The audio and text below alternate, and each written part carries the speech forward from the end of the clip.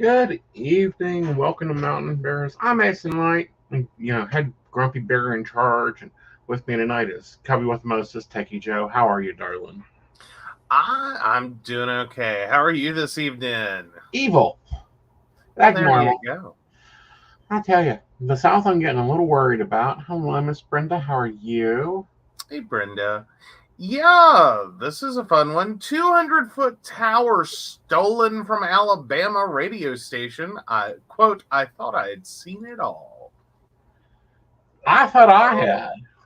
Yeah, so WJLX's landscaping crew arrived at the property in Jasper on February 2nd for a routine cleanup when it noticed the tower was gone, according to the station. Quote, when he called me on Friday and said the tower is gone, I couldn't believe it, General Manager Brett Elmore recounted. I asked him if he was sure he was at the right place. He responded, the tower is gone. The thieves cut all the tower's wires and also ransacked WJLX's facility at the site, stealing all of its equipment, according to the station. I've been trying all weekend to make sense of it, but I just can't, Elmore remarked. I've been involved in the radio business my whole life, and I've never heard of anything like this. I thought I had seen it all. WJLX shut down its transmitter after the FCC denied the AM station's request to switch to FM radio and began streaming content solely through its webpage and apps. The station decided against insuring the site, and estimated costs to rebuild it will total more than $60,000. A valuation Elmore believes motivated the bandits to take the tower metal. He noted listeners have offered to assist despite the theft's scale. This is a huge loss, Elmore told The Guardian. People have reached out and asked how they can help, but I don't know how you can help unless you have a 200-foot tower and an AM transmitter. The Jasper Police Department is investigating the theft. A spokesperson for Jasper City Hall told the National Desk Friday investigators have not provided any reports thus far. Elmore proposed a neighboring poultry farm's employees or surveillance footage may have captured the crime. The sad part is that Jasper has always been a radio town. They have always supported their local radio station, Elmore said. According to The Guardian, now we're silent. But we won't be silent for long. I'm going to work tirelessly to get this thing back up and running one way or the other. Approximately 6 months ago, thieves reportedly swiped a nearby station's air conditioning unit and copper pipes. Terry Radio is having a time. But well, it's not surprising, though, because a lot of these stations, right, like this isn't your old school radio station where there's always someone there. Right. Like, and that's the problem. Because a lot of your stations, even if they're currently functional stations, right, are are computer controlled. Right. You don't have to have an on-person staff. You may only have someone come in once a day, a couple times a week. Well, this might is a work radio tower. Right. Well, and that's especially important to point out as well, because a lot of the towers and the stations are no longer connected either. Right. So that also adds to it. On a lot of the older stations, they were one and the same, or very close proximity. But see, this is what I don't get. We have a 60-foot tower in the backyard attached to the house that is 60 foot up. Is it that big? I thought it was like a 30. No, that's a 60. I remember putting up both lines of tower. It's 60 foot into the air. We can't get someone to come take it down. Well, we haven't really advertised. Oh, yes, we have. But through the back channels, we've advertised. Okay. For someone that could actually use it. Oh, so Brenda's saying watch for a pop-up pirate radio station. Not necessarily. Like, literally, you run into a lot of theft anymore that is purely for the metal, for the scrap value. Right. And especially for, like, radio towers, because if you cut those down and apart, it's just a bunch of metal. Right. Like, it doesn't always clearly indicate what it is. Right. Like, it doesn't look like anything important. It looks like maybe you took apart a house, Right. or the plumbing of a house. Right. That's. I mean, it's kind of fun. Right. But no, I look for more of these to happen. I'm surprised it doesn't happen to more radio stations. Well, I think we're going to have to watch, because 200 towers, you can talk skip land all the way to UK. Someone ought to be checking that short band radio area. Well, but now a lot of people have like moved away. Yeah. You know what I mean? Like a lot of these towers, and I'm sure that may be an issue with like houses that are selling. Yeah. Like grandpa's old, CB tower or grandpa's old, ham radio tower. Right. I'm not sure most homeowners would even care. Like if a house sits vacant and the tower's there, I'm sure that it could easily disappear and no one's going to be the wiser. Right. And that's the sad part, is that like a lot of our radio based, terrestrial radio, right, based services are just kind of like a thing of the past. Right. Like we don't use that anymore. What are you talking about? Right. Like we still have stations. They're still there. If you turn on your car radio, they're there. But in reality, most of us are streaming. Most of us are already on apps and listening. And is it really in the best interest of the station to put money towards going back to a terrestrial tower? Right. Like, does it matter anymore? Can you have a whole radio station online and not need, even though you existed for decades, possibly, as a terrestrial tower, is it really worth the money? Right. What are your thoughts on that? Because that one of the dreams was to take this to a Sirius XM. I don't see terrestrial lasting much longer. Okay.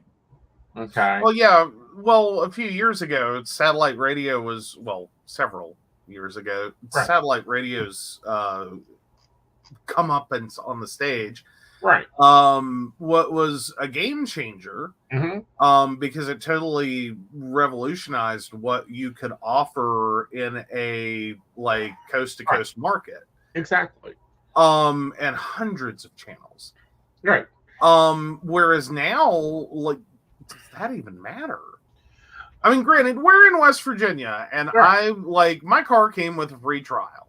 And I did not continue it. Right.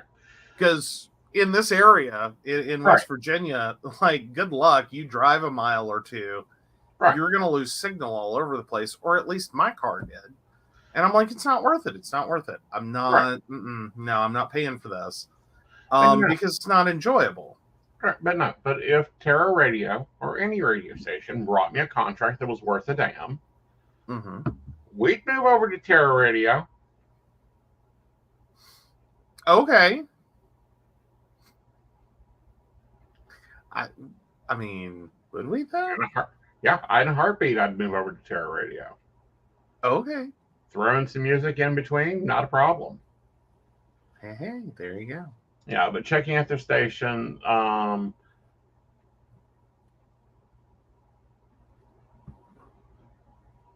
they are going to be working at it. Update on the 8th. The federal FCC has denied the request once again. Oh, no. To go back to 105.5 FM. Today, they shut down our transmitter and programming streams via the internet and our app only until we can restore our 1240 frequency. Many have asked, how can you help? They've actually established a GoFundMe. Oh, let's see how that's very doing. cool. Very cool. Actually, it's they're up to $3,000 for their 60,000 average, and that's created a day ago. Hey, that's doing pretty good. That's a lot of $5 donations. That's a lot of $50 donations and $500 donations and $2,500 donations. Okay, well, with the 2,500 and the 500, you know, and $20 and $25. Yeah. You know, $10 from another radio station. Oh. You know, so it's really cool that they're getting fan support. Mm-hmm. Absolutely.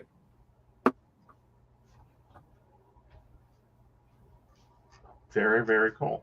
All right, so moving on, let's head on up north to Tennessee. Little town there is going to have to be writing a big check for being a bigot. Well, yes, a Tennessee city ordered to give $500,000 to LGBTQ plus groups over ordinance that blocked pride events over drag. Hey, Devin. The city of Murfreesboro, Tennessee, has repealed an ordinance that would have blocked pride events as part of a settlement of a lawsuit brought by the Tennessee Equality Project, which sponsors borough pride in the city. Murfreesboro officials had told the TEP in late 2022 that they would not grant any more event permits to the group. Then last June, the city council adopted an ordinance banning, quote, indecent exposure, public indecency, lewd behavior, nudity, or sexual conduct.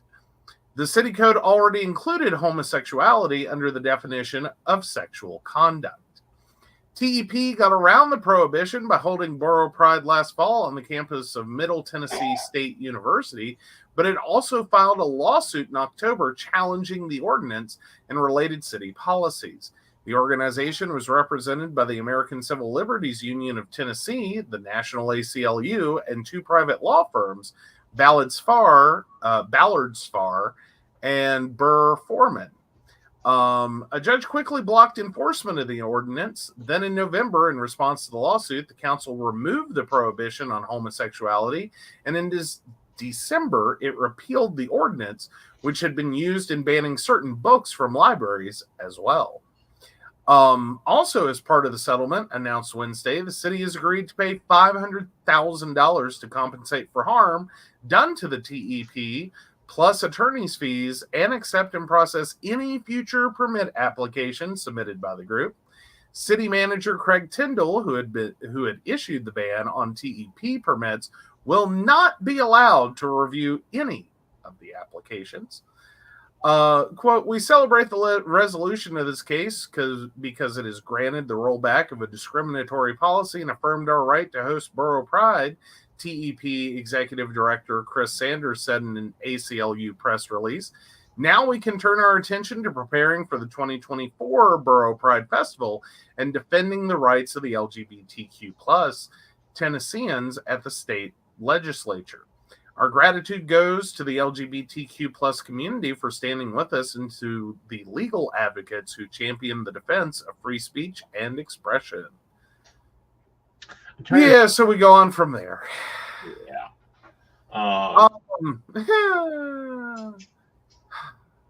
It really is a case of fuck around and find out, isn't it?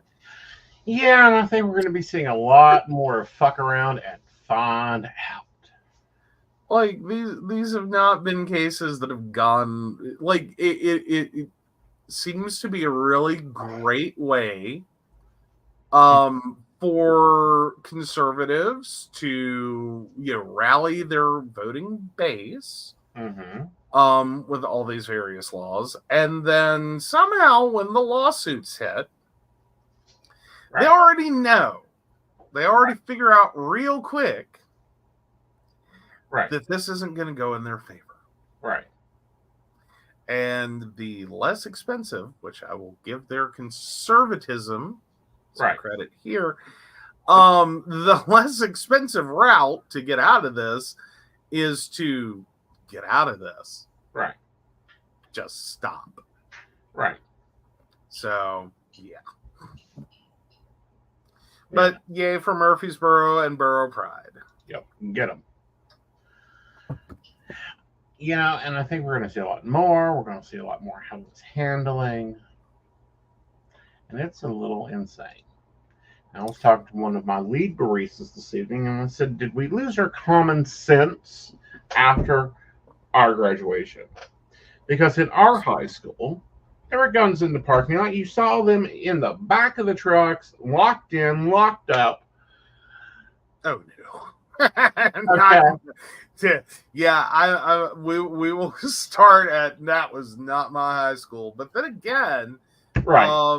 like there was a shooting before I got there. Right. So it was no longer a gun friendly campus. You like JROTC had enough issues. Well, our JRTC actually had real guns.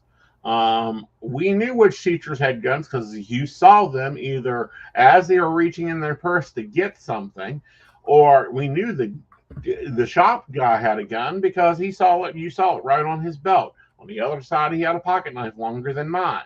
Most boy kids had pocket knives. Most girl kids had pocket knives in the school. It was common factor. Sometimes it was required. Oh, well, there you go. The only thing that was in danger in our school was if a 9-point buck decided to come through campus from the woods. Then there may be debate on whether it would make it out of the parking lot. The biggest debate was if it was going to be a teacher, a principal, or a student that took it down. Well, there is that. So, yeah, no. So there is that. There is that. Yeah, okay. Alrighty. So that's a little bit over 20 years ago. Yeah. All right. So here in West Virginia, however, Fairmont State begins preparations for campus carry law. Mm-hmm. So on July 1st, the campus carry law will go into effect at West Virginia's public universities, which has prompted local institutions like WVU and Fairmont State to begin planning accordingly. The Campus Self-Defense Act, aka the Campus Carry Bill, was signed into law by Governor Jim Justice during the 2023 legislative session. Once in effect, the law will permit an individual with a current and valid concealed carry license to carry a concealed pistol or revolver both on campuses and in buildings of West Virginia's higher education centers.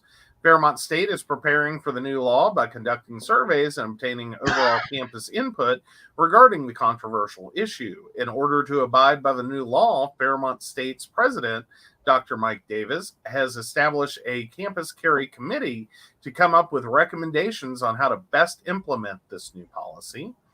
The committee is made up of 14 people and is comprised of students, faculty, and staff at Fairmont State, including campus and mental health representatives. Fairmont State's Chief of Staff, Brian Solmeski, spoke on how the committee aims to take a neutral standpoint on the issue. We are cognizant of the fact that some students will have strong feelings one way, some students will have strong feelings the other way. This will be an ideologically neutral response that we provide. Our goal is not to change anybody's mind. Our goal is to make sure all of our students, faculty, and staff feel safe and are safe, Solmeski said. Despite allowing concealed firearms in public university places, the law does have limitations. Once in effect, institutions can limit the carrying of concealed firearms at organized events taking place at a stadium, arena, or any venue with a capacity of 1,000 or more. Daycare facilities on university property are also on the list of exemptions. The committee is expected to make their recommendations to President Davis next month. Davis plans to then get additional input, meet with his team, and then move into the implementation and communication phase. The university plans to add additional signage that will notify individuals on campus of where they may or may not carry per the law. No. I don't know. I'm thinking it's a little much. But at the same time, I'm like, come on. We've had this. Because it's West Virginia. People have had guns in their dorm rooms for years. Most colleges and universities are a little squeamish about weapons on campus. Squeamish. And have been. have been. Right. And typically, if students were doing that, they were doing so at risk. Because again, typically that's going to make it's going to make your life very hard. Well, it depends on how brazen and stupid you are. Well, exactly. And that's kind of, unfortunately, the reality of this law is you just made brazen and stupid legal. Right. I mean, let's get real. Mm-hmm. You just made brazen and stupid legal. Which means, and that goes even more to my point of if you're a gun owner, that's nice. Be sensible. Use your brain. Follow the rules. Like, you don't draw your gun unless you're planning to fire it. You don't carry your gun into places that are stupid to carry it into, like a football stadium or anywhere else that your purse can get bumped into, or someone can reach up and grab it off your waistband. You don't openly carry it to where idiots can do so. Yeah. Well, and with the limitations, that's kind of already you're not supposed to do that. Please don't do that. Yes. Like, you and your gun do not need to go to commencement. Like, y'all can make time for after. Exactly. So Brenda says, drunk football fans plus guns. No, they are stupid enough as is. Again, we point out that, and I understand that does become part of the issue, is that while they're not allowed to carry them into the stadium, to the event venues, it doesn't necessarily mean that they leave them at home. I think what you're going to find is you're going to watch a lot of people come out of games and find their vehicles were broken into. Like, let's get real. Right. And that's where that gun should not have been. If you can tell there's a gun in your vehicle, then you have a problem. Yeah. But have you noticed, though, a lot of people who really enjoy their Second Amendment rights just love putting, all the stickers. Well, that's boring advertisement. Most of them couldn't hit a broad-sided barn. I know, but I mean, it's probably a safe bet if you're at a football stadium and you're seeing a truck with real tree and, all the other lovely stickers. Right. It's a safe bet. Yeah. Be smart. Don't carry a gun to where you can't. Yeah. Just make it a case of busted window. Yeah. You know what I mean? Like, if it's one of those stupid things. If people don't do the stupid thing. Right. And this comes from, unfortunately, stopping the education that was there. Yeah. Well, but then again, you're talking about the experience of being a student in the 90s in a school parking lot where guns were proudly on display. Not really proudly on display, just it's a gun rack. Right. It's a gun rack. There were also bows, and it was, but around 7th grade, there was 3 weeks that everybody, male and female, all got put into the library for one period and then took out to the back of the Collins Middle School from gun class. That one I can follow. Right. That I think it's called hunter safety or something to that effect. Well, that went away, with the arts and the music programs. Oh, so Devin's leather jacket has gun pockets. I don't own guns, though.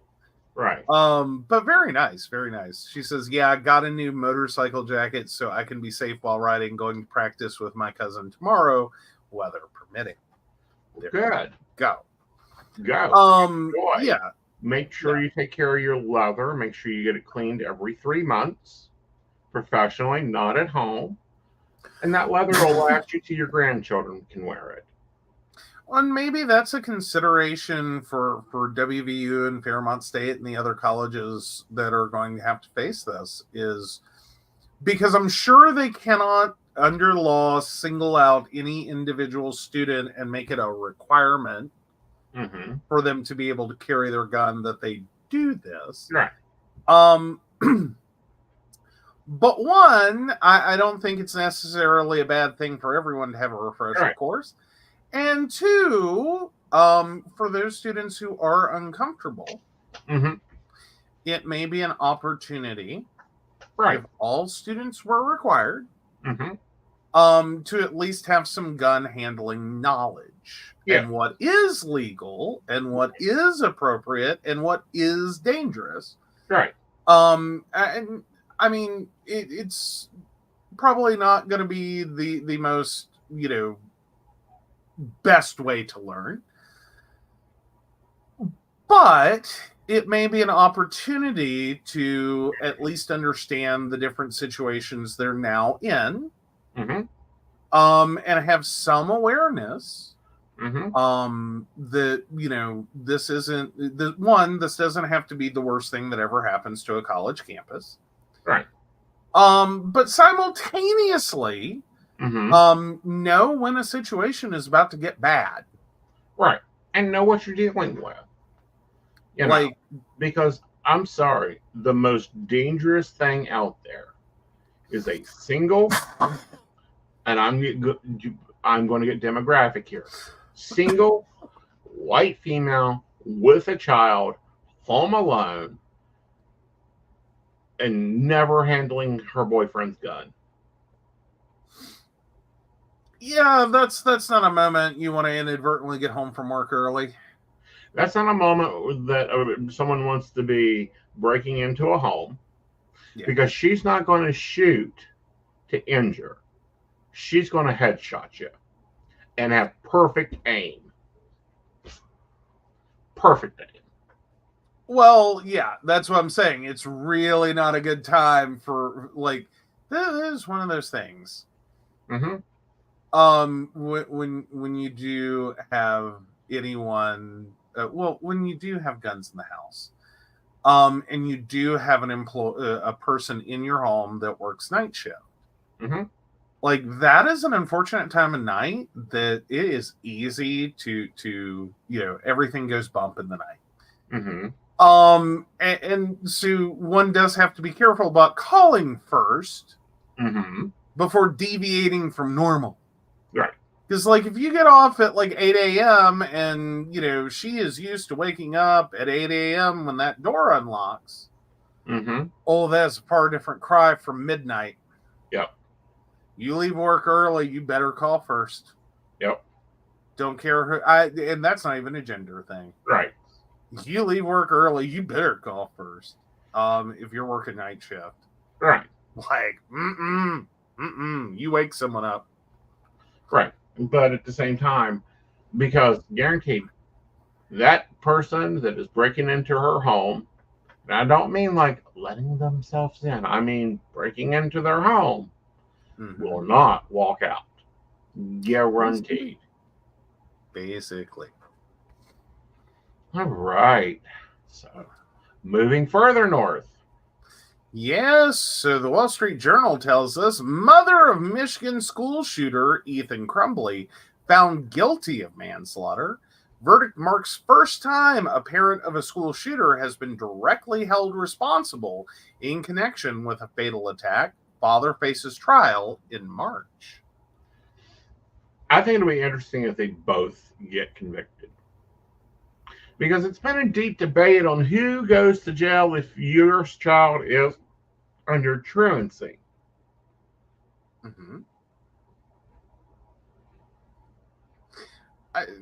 Yeah.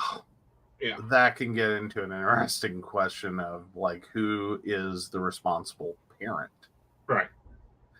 And I think in a lot of situations it's going to end up being women in that situation that go to prison. At least from my perspective of with the number of single women raising children, Right. coupled with the number of couples in which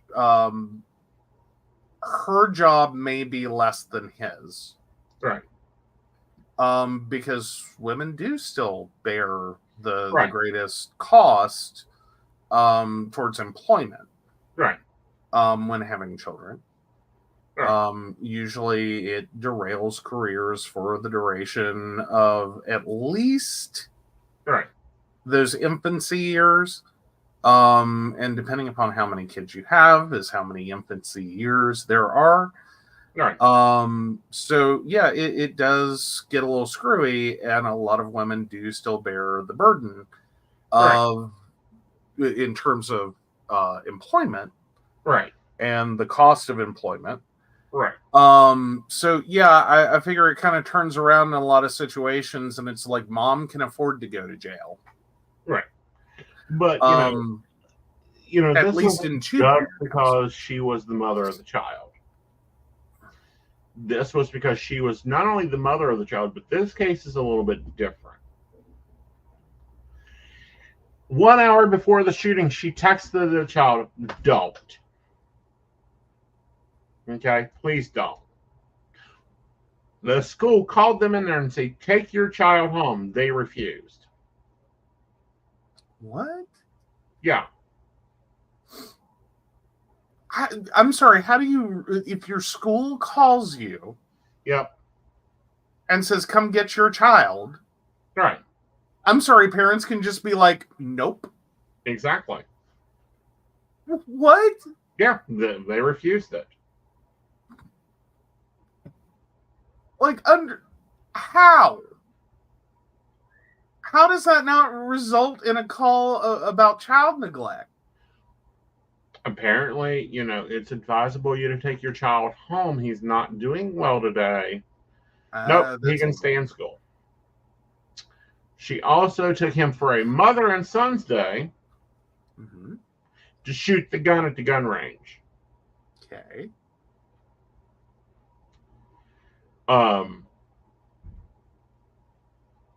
So they're viewing it as she's the connection to the gun. Right. And to knowledge of how to use it, and that this was, her activity with her son. Right. That even if both parents were equally responsible for not showing up to pick him up, she still was the one who at least had an inkling. Right. When on the stand, and this is my biggest problem with this woman. She took the kid out. She's shooting with the kid, which I'm all for. If the school won't teach them, then you take them out and you show them how to be responsible. Okay, not a problem. She was asked during her testimony about the neglect of handling the weapon. She said, "That's his thing," referring to her husband. They failed to secure the weapon and ammunition in their home. Oh, okay. So it was just laying the hell around like bottle caps.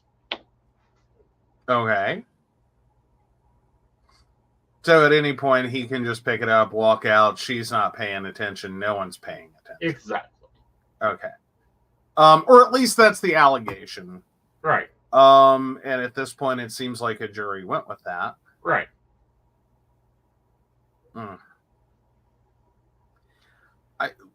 But I don't even think that's that is kind of the tip of the iceberg on this case.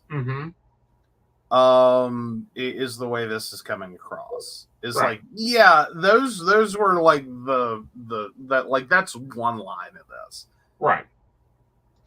Usually there's a lot of questions though about how did this situation get there.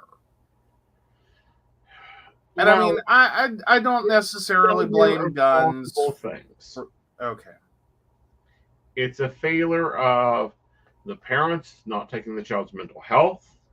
He had been referred, and they didn't need that damn shit. Quote.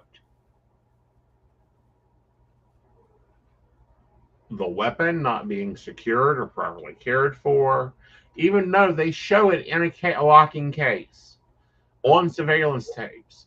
The weapon was not maintained in its locking case when it came home. Okay.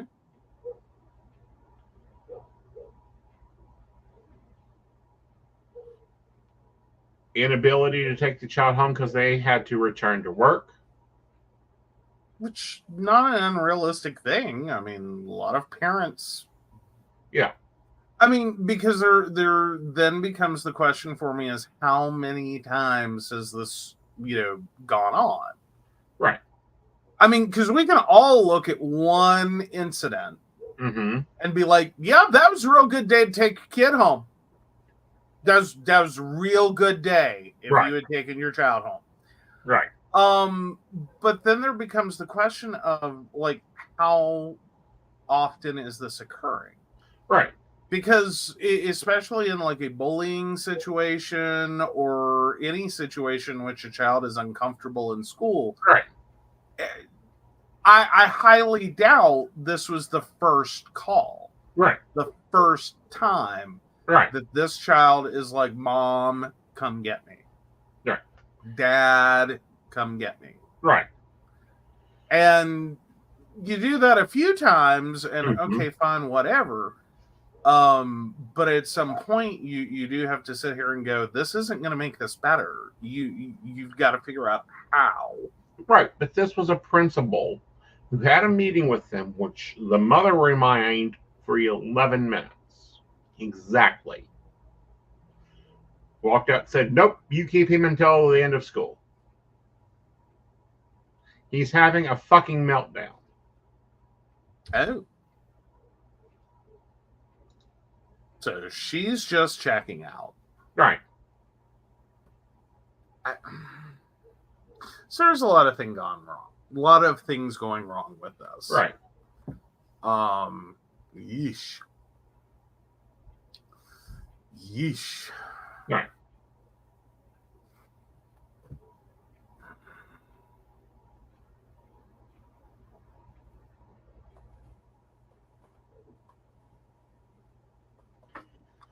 And see, I have a problem. She wrote an open letter to former trader, president, Trumpetian, where she, confessed in desperation in a letter describing her family's economic success as part of America's lower class. A 9mm, I believe, goes for about $600. He had another $2,000 scope on there.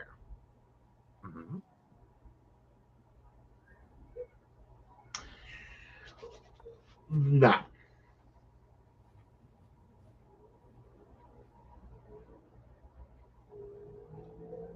No.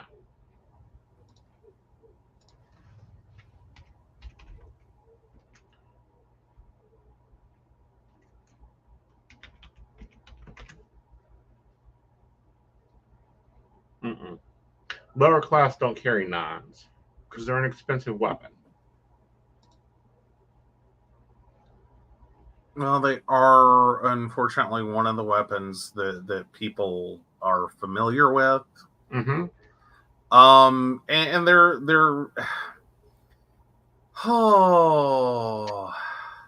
the number of people who got fearful that they're coming for your guns. That basically drives gun sales. Right. Like every time that whole, they're coming for your guns, gun sales go up. Right. Like, people will take their tax refund checks and walk into a gun store because they've got to protect their rights. Don't get me wrong. If that's what you want to do with your tax refund, that's fine. I don't have a problem with you buying a gun. I mean, some people go on vacation, some people buy televisions, some people do all kinds of things. Right. Some people just get drunk. Right. But this was a weapon in the house. Point blank, wasn't the only weapon in the house. Right.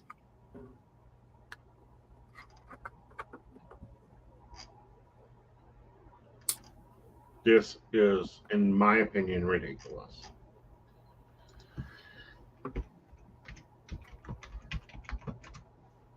Because I'm very pro-gun with logic. Mm-hmm. If that makes sense. Meaning, if you're going to have a weapon, you have to pass background checks. You have to take steps to it.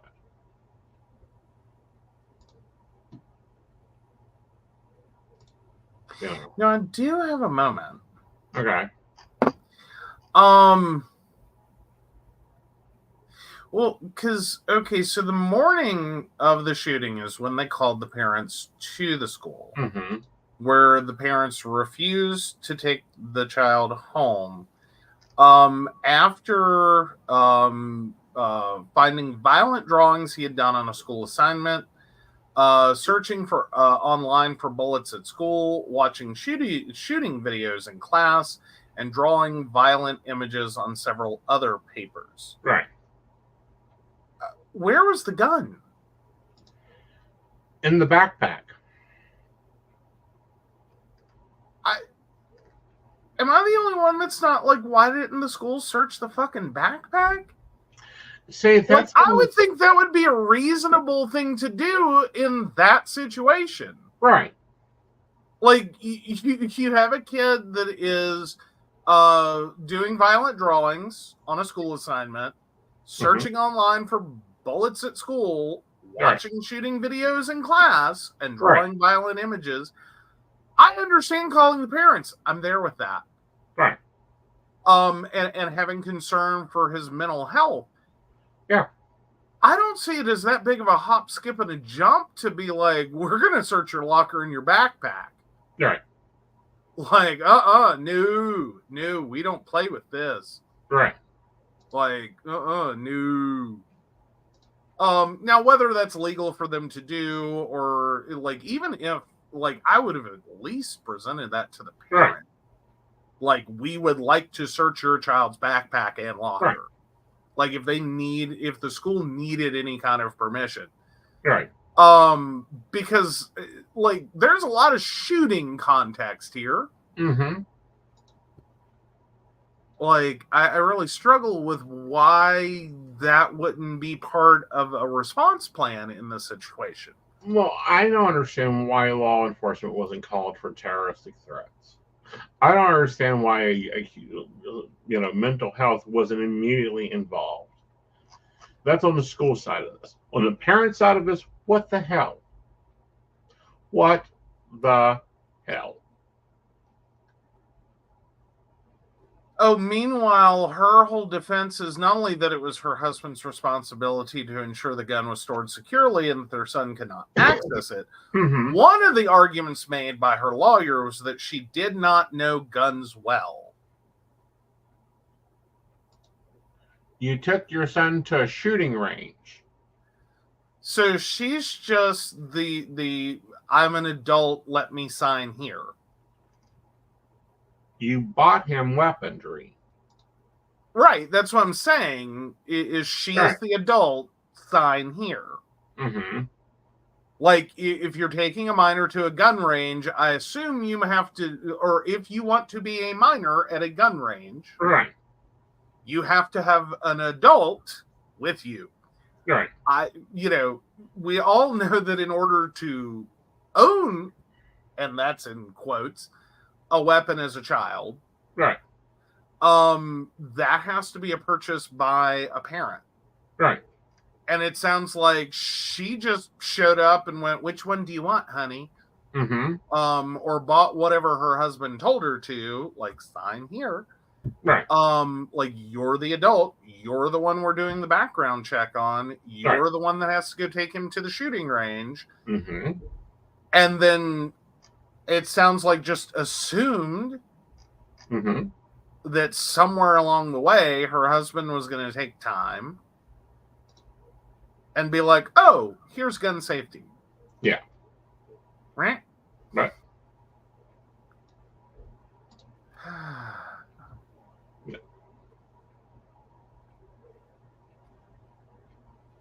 No.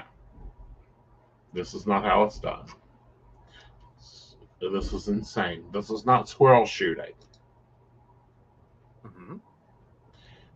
This is not 9mm is terrible for squirrel shooting. It's hard to aim, it's hard to target for a long range. It's not heavy enough, and then it really destroys the meat. There is no reason this child needed it. Ooh, prosecutors argued that she spent a significant amount of time on her affair Mm-hmm. and taking care of her horses, often leaving her son alone and ignoring his messages. No. Crumbly said her affair only took place while her son was at school, and that she always offered to take him with her when she went to see her horses, but he was not interested. Right. Oh, but she was having multiple affairs.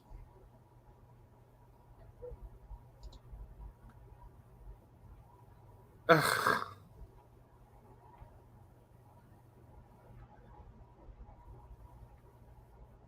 So basically everyone was checked out of this house. Yeah. Like, it's just a people storage unit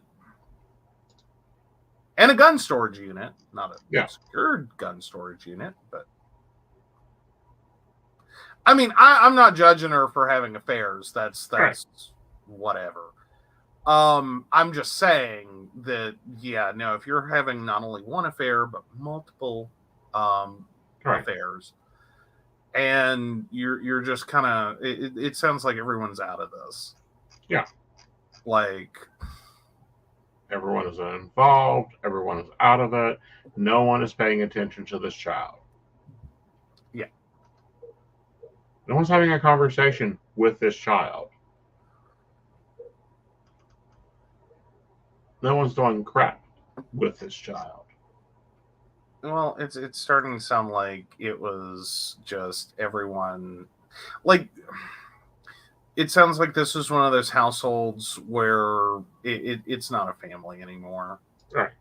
Like, they're not a functional family unit. Right. Like, I don't think they weren't trying, but they weren't succeeding. Right. And I mean,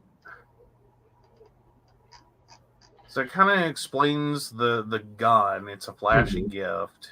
Right. The couple isn't working together regarding the gun. Right. It's just to play pretty for their son that, you know, happens to kill people. Yeah. I mean, it sounds like this was a divorce in the making, and they just didn't. Right.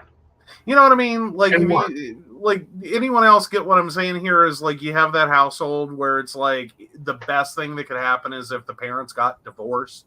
Because then they might start being functional human beings again. Right. This sounds like going through the motions. Just keep paying the fucking mortgage and stay the fuck away from me. Right. That sounds like what their life had devolved into. Right.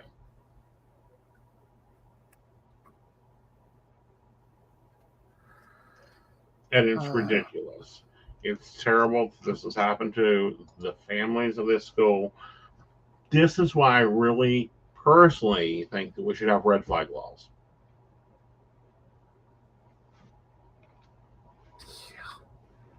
Yeah. Okay. Personally, I think that a 16-year-old should only be allowed to shoot with an adult.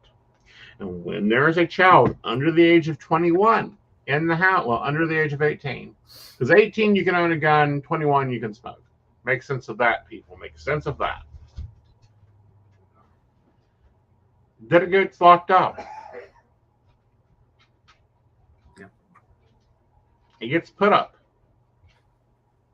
Not just laying around for anyone to grab or throw in a backpack or carry off to school. And I don't even think in this case it's like, I think that's a linchpin to the conviction. But I don't even think in this case locking it up was, like, it could have been. Right. In a functional household, this could have flown without necessarily Right. a problem. That, okay, we just have guns laying around. But this wasn't a functional household. Because, like, this... I get the feeling everyone's just on their own. Mm-hmm. Figure out breakfast on your own, if you're eating, when you're eating. Right. Be ready to get in the car.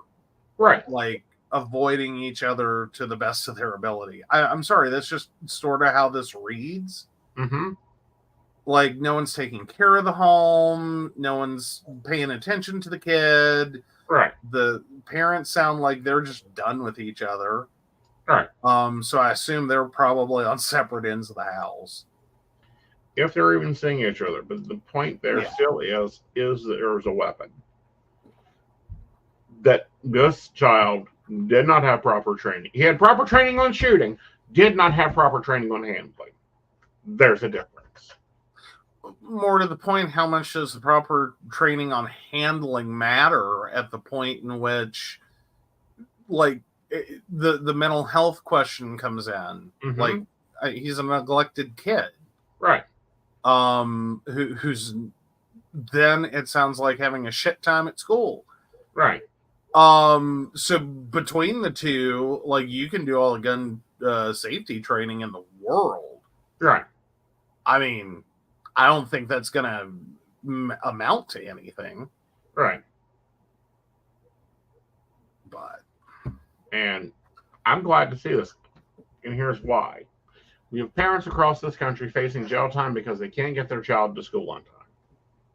We have parents across this country that are having to pay for bills because they can't teach their children to respect things.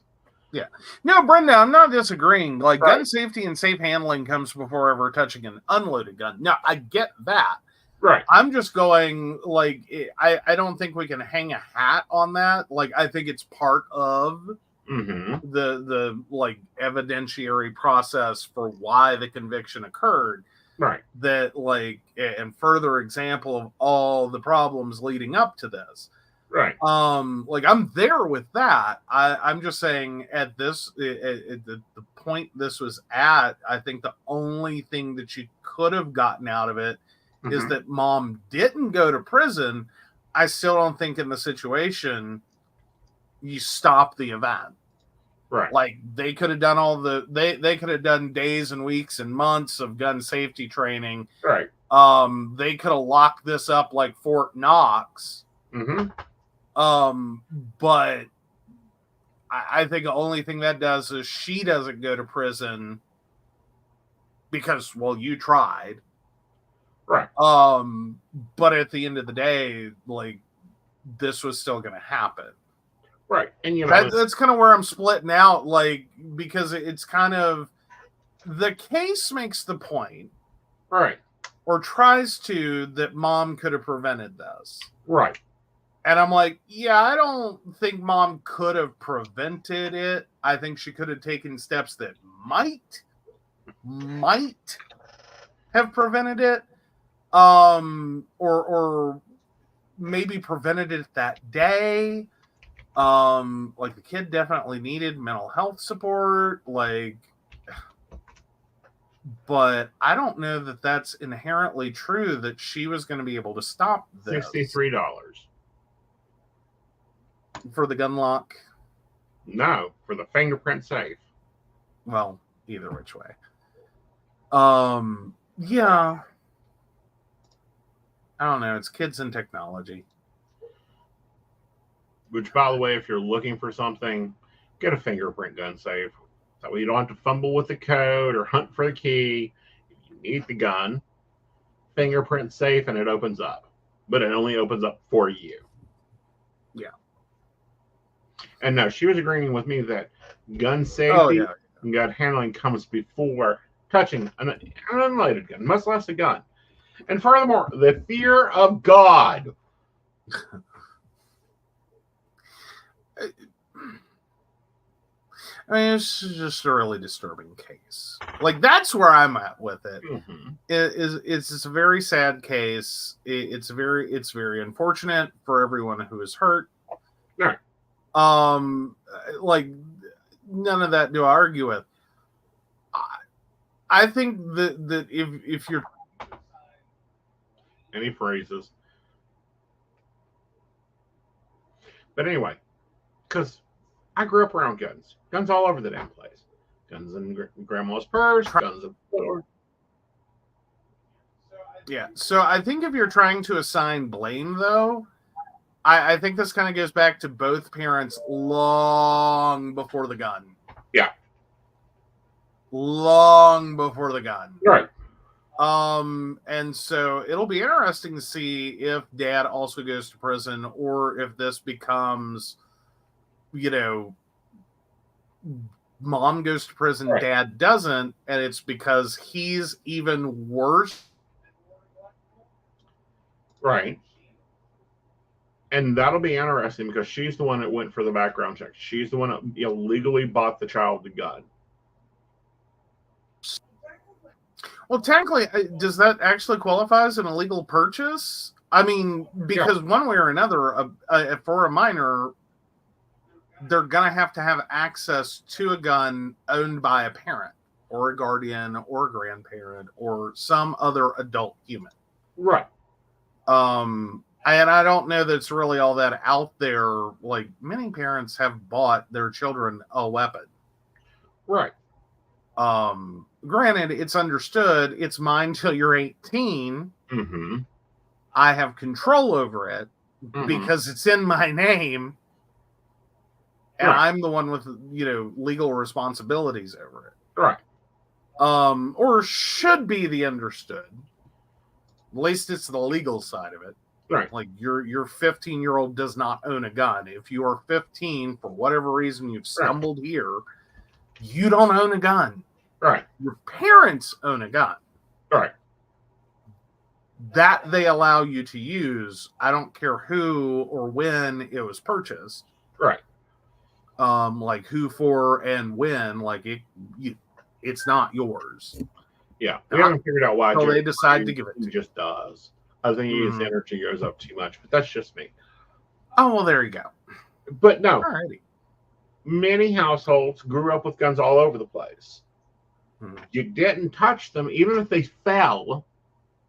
You didn't touch the bags that they were in. You didn't reach up and even dust the suckers. Yeah. Common sense, please. The bigger issue I see is the neglect of the child's mental health. Yeah, that's kind of where all this goes back to.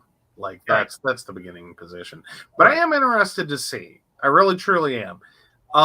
If dad goes to jail also.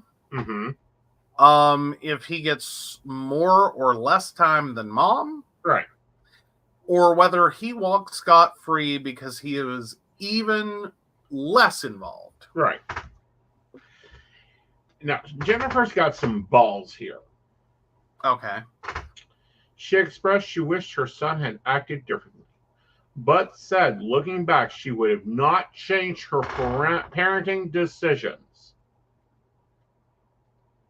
Really makes you wonder about mom's state of mind. Right. I would hope that gets her into some prison therapy to understand that that's problematic. Brenda says, learn to not touch fear of dad and fear of dad making me Jesus. Yeah. Oh, yeah. Oh, me meet Jesus, I think is what she means. Yes. So, yeah. No, I can understand that one. I can understand that. But no. I think it'll be interesting where his trial in March goes. I think it will be too. I think it'll be interesting to see how it happens. I think it'll be interesting to see what evidence is presented against him. Because it's clear she bought the weapon. She did not maintain the weapon. She did not maintain control over the weapon. She did not see to her child's mental health. She left the child at the principal's office with, I don't care. If you think he needs therapy, he can just get over it. And again, you would think that would be a really regrettable moment for her, but it doesn't. Because it keeps sounding like she's just totally checked out on it. Right. Like, she just, which can be an indicator of like her own mental health issues or her own potential conditions. Right. That's where I'm kind of frozen, is like, this one comes across weird. Mm-hmm. And I'm not saying she does or they do or he does, the child or the Right. parent or the father or either one. I mean, the situation comes across weird. Right. Yeah, that's kind of where I'm at. Is it sounds like the whole family needed therapy. Like, this sounds like a perfect storm incident. Yeah. I mean, because I'm not sitting here saying we need to remove all the guns and that'll solve it. Like, I'm not like this, guys. If you're gonna come after me, like, that's not what I'm trying to say. Mm-hmm. Nor am I trying to make this, well, it's all about the mental health. It's just the mental health, and it's just crazy people with guns. But I think this is a sincere situation in which there was a lot going. Rephrase. There was a lot not going on in that household. Right. Like layers and layers and layers of things that, right. when you think of a home and a household and parents and a child, that you expect to be occurring, Right. it just seemed like they aren't. Right.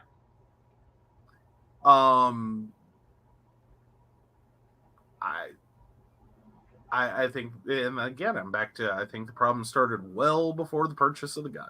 Right. So I'm kind of also interested if there's going to be future stories that dig into this. Well, and I think that there will be. I think that, I suspect we're going to see a Lifetime movie. Unfortunately. Hey, Jeannie. Or Jeannie? Let me know if I got your name right. If I didn't, I'm so sorry. Right. All right. So let's move on to our favorite segment of the evening. Yes. Are you an asshole? Am I the asshole for cooking the wrong pasta and not leaping into action to correct it? My sister's situationship recently got upgraded to the real deal, and she insisted that it was time for me to meet her girlfriend and her girlfriend's daughter, who is 11 and autistic with high support needs. Over the course of several conversations, this plan morphed into them all coming over to my place for dinner. My sister let me know in advance that the daughter pretty much only eats spaghetti with butter, no pepper, and Uncrustables, which was fine. The grown-ups could have pasta primavera, and she could have her own bowl of buttered noodles. I don't know why, but when my sister said spaghetti, I thought she meant pasta in general, so I made dinner with bow ties that I had on hand. They arrive for dinner, and the daughter won't eat her buttered noodles because they're the wrong shape.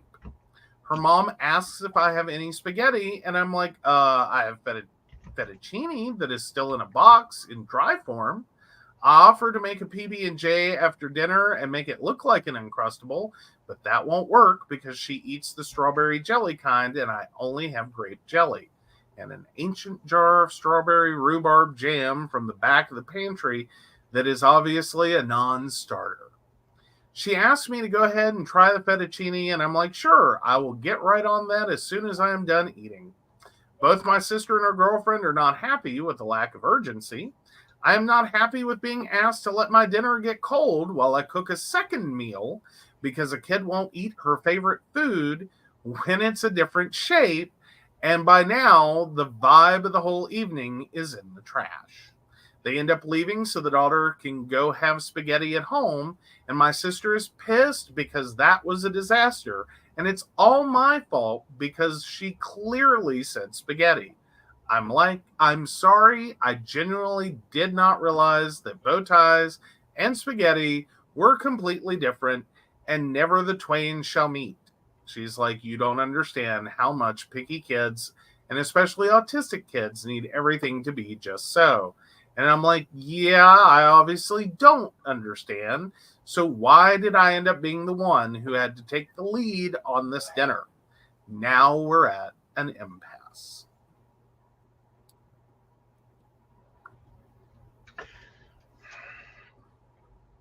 Now you're not the asshole. The mother is. I think this was a poorly planned first introduction. Mm-hmm. Like there's because this is a very involved introduction. Right. Like you're not just meeting the girlfriend, you're meeting the girlfriend and the daughter. Mm-hmm. Okay, and the daughter is autistic Mm-hmm. with high support needs. Mm-hmm.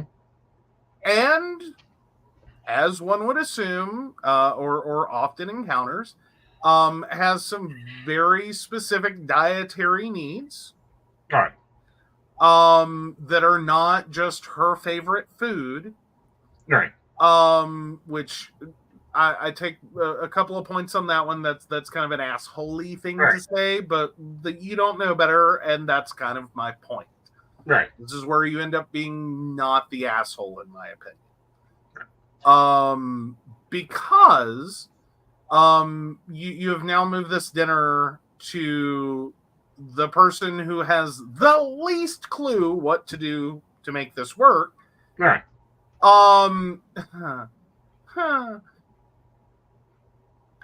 Who also doesn't understand why there was urgency. Right. Who is not going to understand. Right. You've taken the 11-year-old out of their comfort environment, and you have decided, like, the layers.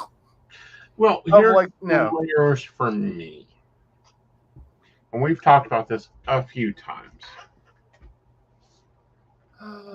If you have specific dietary needs for a child, you make sure that you carry those specific dietary needs for the child. Yeah.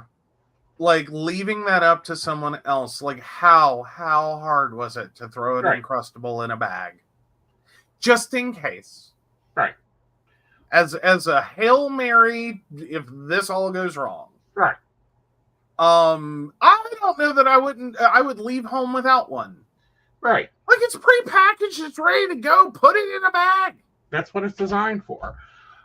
Just carry one with you wherever you go. Just switch it out, throw it out once a week, and put a new one in. Right. I don't know. They may be refrigerated, so it may be more often than that. But you get my point. Like, It's worth it. It's worth it. Just you're going to dinner at someone else's home you've never been to. Mm-hmm. I think that was a little trusting. Well, not only that a little trusting, that's a little lazy. Oh, she only eats spaghetti noodles with butter. Yeah, well, and I think a lot of the anger in this is that not OP, but the sister of OP, thought she had explained all of the needs in perfect detail, and that OP got it. Right. I think she has also walked her girlfriend through the idea that she has done this perfectly. Right. And has now slammed into the brick wall of this can't get much worse. Right. In terms of this was not what needed to occur. Right. I kind of get the feeling the girlfriend should have known this was going to end badly. But then again, I wonder how this morphed into them all coming over to my place for dinner. Like, I feel like there might be some extra information there. Mm-hmm. Because it doesn't just morph into. Right. And furthermore, if you know this situation, then you host the dinners. How hard is that? You're used to cooking with specific needs. It's easy to. Short order cook it. Like you already know. Like it's one of those, you already know this. Why would you take the show on the road? Exactly. Especially if you're not going to take the show on the road. Right. Like you're like, I find it very hard to believe that in 11 years of raising an autistic child with high support needs, you haven't encountered enough situations where the ground did not rise to meet your feet that you would be this trusting. Well, see, this is what I don't get. Okay, so like I'm doing low acid coffee right now. I'm doing it in what's the silver pot? The mocha pot. The mocha pot. So because if guess what we take with us if we go anywhere? Yeah. Low acid coffee and a mocha pot. Yeah. So now all we have to hope for is at least a hot plate. Right. A stove would be nice, but at least a hot plate. Even one of those little camp stoves with a propane screw-in bottle.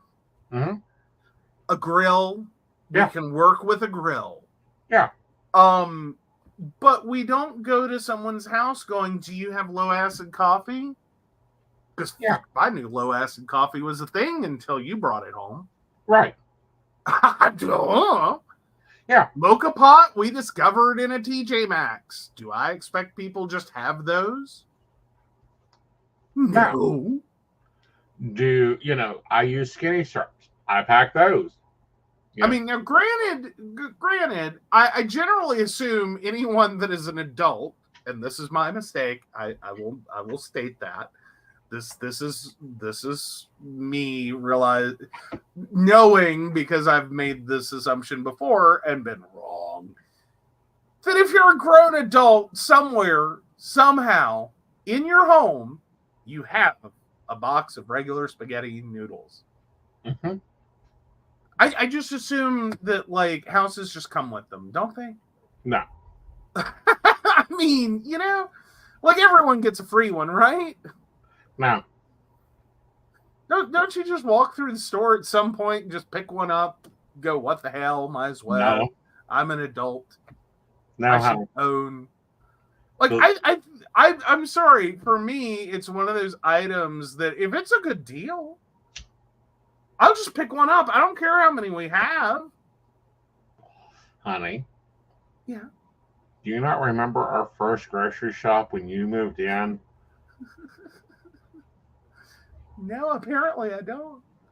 We had to go buy pasta, macaroni and cheese. Oh, yeah, that's fair. Okay. Things I don't eat. Yeah. Oh, fair enough. But yeah, no, I don't think it's a stretch to assume someone would possibly understand. Right. And at least have made the, like, 89-cent. What are we up to? $1.89? What is spaghetti up to? Probably about 89 cents for store brand, $1.80 for whatever. Okay, well, because we had that whole wheat shortage and pasta went up, and right. I don't know. Do we ever make it back to normal pricing? Like, I don't like that cheap box of spaghetti noodles. The cheap one. Right. $1.99 currently. Okay, $1.99. There we go. Because my first reaction is it's 89 cents, and it's like, oh, we had that wheat shortage. Pasta went up. Went up. It doubled. Don't think we're ever coming back down. Right. But no, it becomes one of those things that, like,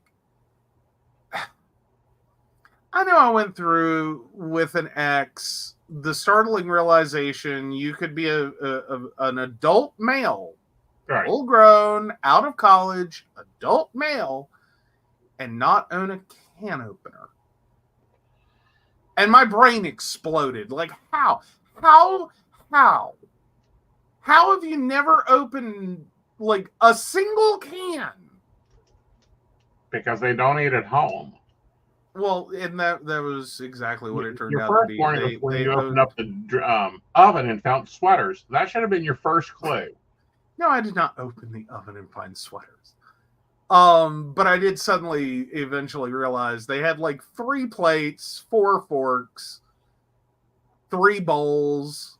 Mm-hmm. Like, the only thing they ate at home was like toast, pizza, if they ordered in. and cereal. Right. Like, that's it. Everything else, and I'm just like, I'm in hell. That was my response. It's like, I have owned my own can opener. I have can opener preferences. Right. Like, I have a preferred can opener. And you know what I mean? Like, this was where my life was at. And I was younger.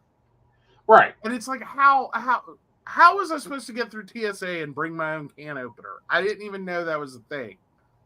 Honey, like, what do you mean? Quite honest, if I ever go back to being single again, the kitchen's getting remodeled into an office with a coffee bar. Now I have 4 sets of dishes instead of 4 plates. At least. Yes. Like, I quit counting because every time I count, they grow. So we don't count the dishes. We just assume that, like rats in a wall, they're procreating in the cabinet as we speak. There's 4 sets in there. Now, they're not complete sets. There's the black set that I want if I can ever find the plates to. There's a clear glass set that I think is fucking amazing.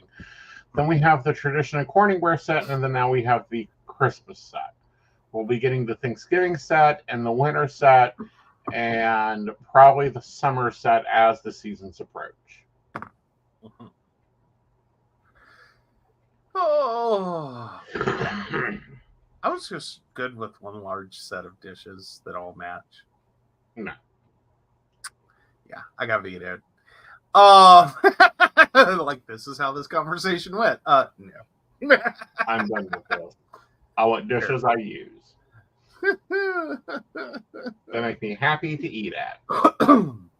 All right, so Brenda says Godson had to switch to low acid coffee because of stomach digestive issues. Only reason I wasn't surprised. Right. Yeah, no, I didn't know this was a thing. I did not know it was a thing. And then all of a sudden he's like, I'm buying low acid coffee. Here's low acid coffee. And it's like, what the hell is low acid coffee? Like, I still don't really understand. I know it's like brewed or roasted different or something. It's roasted different. It has less acid to it. It doesn't piss my ulcer off. No, I get why we have it. Mm-hmm. It's a thing that exists. Right. But it's not something you walk into someone's house and assume they have. Right. But I'm also pointing out, I'm one of those people that, like, I assumed adult humans own can openers. Right. Because I thought it was a requirement to be considered an adult was to own a can opener. Right. Because otherwise, what the hell? Yeah, blonde roast does have less acid. Yeah, your darker roasts are always more acidic. Right. Yeah. Yeah. But no. Yeah. We may end up ordering it because I'm looking and seeing like there's other brands than the one I have, which I'm not really happy with that. Okay. So. All right. Well, got that poll up. Yep, polls up. You've got everyone's an asshole. Everyone's shitty here. Everyone's shitty here is the option. Yes, you're an asshole. No, you're an asshole. And a dill pickle won't fix that. All right. So now let's get you over to poly advice. Difference between co-living, co-housing, and cohabitation. Hi, everyone. I'm new to IDing a solo poly. I've got some questions about the identifier and whether some of my preferences qualify. Mainly, I've seen some people express that you can't be solo poly if you would be open to living with your partners. My political and economic beliefs make me feel very inclined towards sharing living accommodations with my partners. Ideally, this would be some kind of self-sustainable farm with my polycule. But homestead dreams aside, I'm also open to the idea of sharing a house in the city with couples practicing hierarchy who I really bond with, for instance. When I've told potential partners about this, I emphasize that I wouldn't expect or necessarily desire a ton of daily contact. I love my alone time. But there's real convenience and practicality to co-housing. And it's ultimately something I think I could see myself actively desiring one day, though I'm happy living alone for now. What are your thoughts? Can I be solo poly and open to co-housing? Also, anyone want to help me figure out the difference between co-living, co-housing, and cohabitation so I can ensure I'm using appropriate terminology? All right. So I'll break this down, and it really breaks down to the bedroom. No, I'm not talking about the stuff that occurs. I'm talking about which bedroom you share. If you share a bedroom with your partner, you're cohabitating, especially if you share bills with your partner, you're cohabitating. Co-housing means you have the same address. You have your room, they have their room, you have your life, they have their life, you have your spaces, they have their spaces. You pay them rent, they pay you rent. Figuring out wherever that goes. Okay. Cohabitating means that you live and you actively enjoy meals together, you share a bedroom together, full all time. You live as a couple, and everyone knows that you're a couple, not a group of roommates. Yeah, I think that's probably the best way to describe it. Mm-hmm. Is cohabitation involves a more involved relationship. Right. Co-housing is basically roommates with benefits. Right. Co-living, I think, is going to be the one that's a little confusing. Mm-hmm. And because I think that ends up being the in-between. Right. Is you're doing a little more than roommates, you're doing a lot less than cohabitating. Right. You know what I mean? Like you're straddling a line there. Mm-hmm. Like you're co-planning events, you're all putting in on the house, you're all, scheduling time together and doing things together, which is a little more like cohabitation. Right. But you're not as commingled. Right. As in your accounts and my accounts are very separate things. Mm-hmm. And you may not even formalize like an hour account for the household expenses. You're just still kind of collecting rent. Right. But you're also in co-living, making more plans towards the future. Co-housing, you're more so just kind of all independently functional together. Exactly. And then cohabitation, again, has the stronger relationship. Mm-hmm. Like long-term, so to speak, commitment. Mm-hmm. Towards what you're doing and building together. Right. Versus what you're independently doing alone. Right. So that's the easiest way to break that down. As far as their dreams, I think every one of us wants to move out to a farm and have our own little tiny houses. It's come up recently, hadn't it? It has. Like, I mean, this has been one of those repeating topics. Right. Because, yeah. Right. Seems like everyone is down for, like, the communal, like, just find a giant piece of property. We'll put a whole bunch of, like, tiny houses on it. Mm-hmm. If you're poly, that's cool. If you're not poly, that's cool. If you're cohabitating, that's cool. Mm-hmm. Just don't screw with anyone's life. Right. Just live and be free. All right. So let's check out the poll, see where we're at. Mm-hmm. Ooh.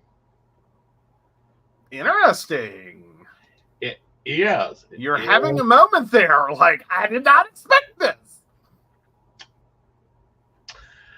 All right. Are you an asshole this week? No, but a dill pickle won't fix that. Ooh, yeah. I'm okay. I can follow that. Yeah. Like that was layers of problems that all fused together. Like there's so many things. Right. So many things to fix in that situation. And we have a name for that in this house. It's called the caramel apple effect. Not necessarily. No, the caramel apple Mm-hmm. and the reverse caramel apple. Right. Speak to the fact that okay. So the way the whole concept started is I like all the components of a caramel apple. Right. I like nuts, I like caramel, I like apples. Right. You would think if you stick an apple on a stick, roll it around in some caramel, and roll it around in some nuts, I should like this. Mm-hmm. I do not like this. Right. I have never enjoyed a caramel apple as much as they are. I find them beautiful. Mm-hmm. I am tempted, and every time I'm horrified because they're disgusting. Right. The reverse caramel apple is individually, I don't like all the ingredients. Right. At least one or more ingredients. Right. But somehow, magically, when they come together, Mm-hmm. I like the thing they create. Right.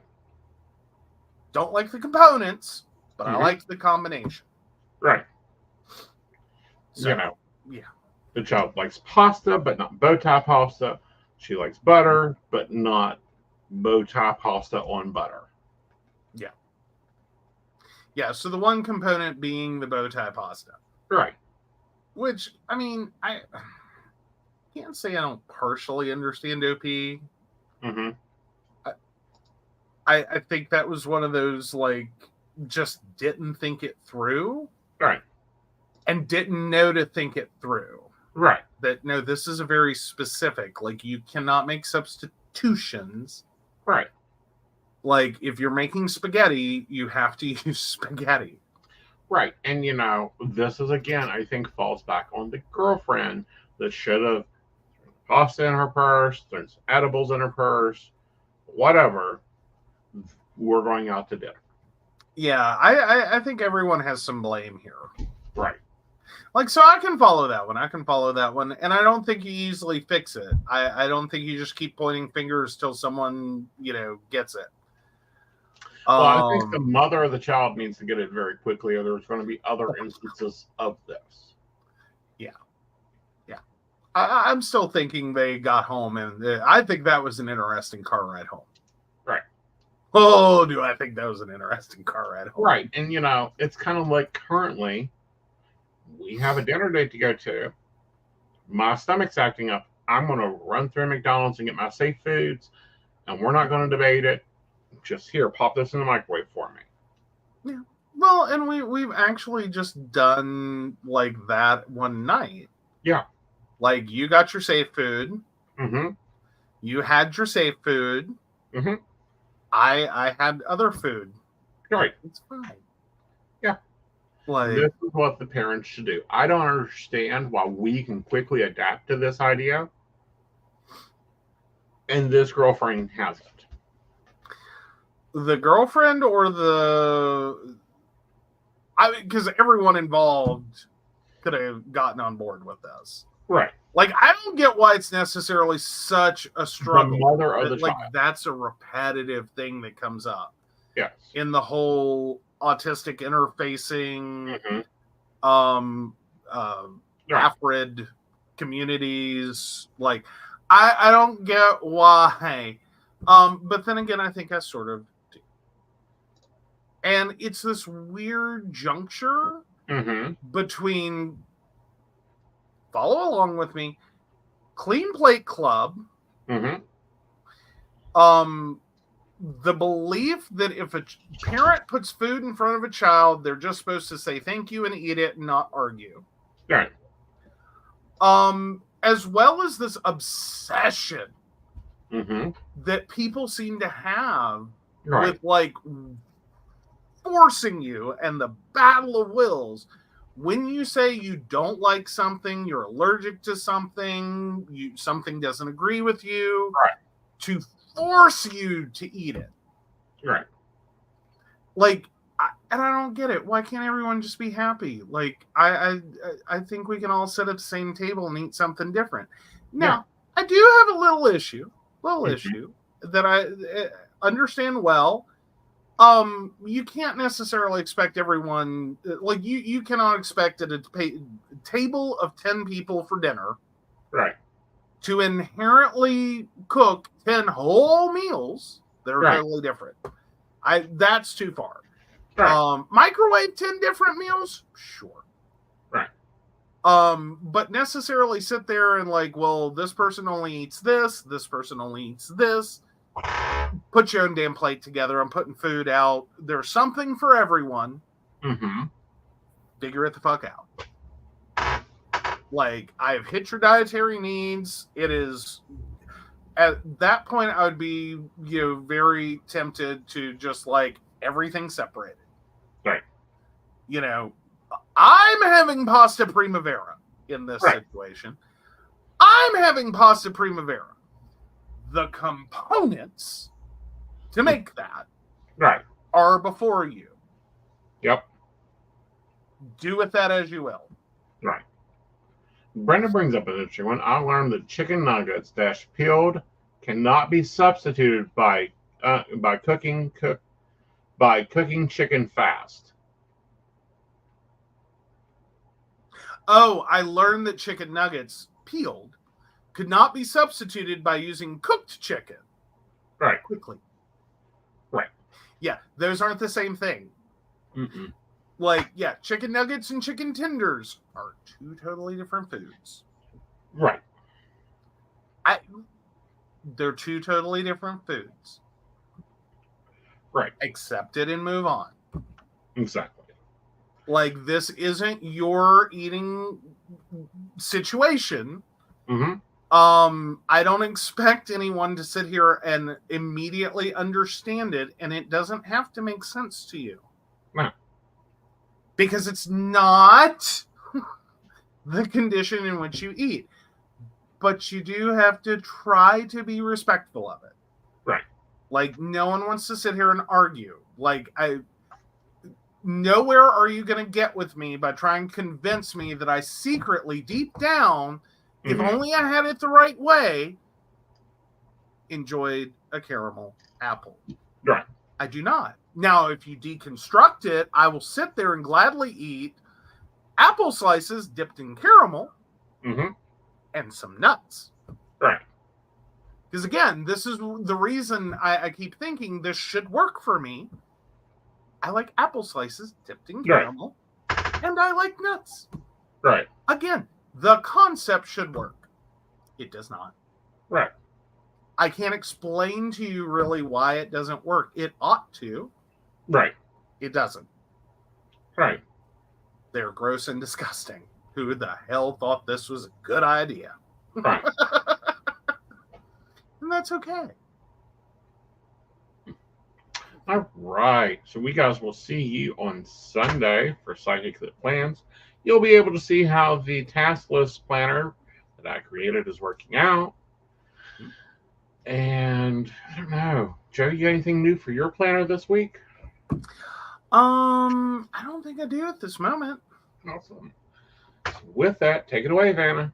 All right, so of course we want to thank Beverly Walker, Mika G, Kathy, Mary Winfield, Brenda, Shannon C, Shannon D, Lady Gwendolyn, Charles Shaw, Tracy Van, Caitlin Bell, and Devin. If you'd like to learn more about us, the show, or how you too can join our Patreon and receive all the wonderful benefits our baristas receive, please visit us at pcspnetwork.com. Yes. All right, guys. Have a great night. Good night.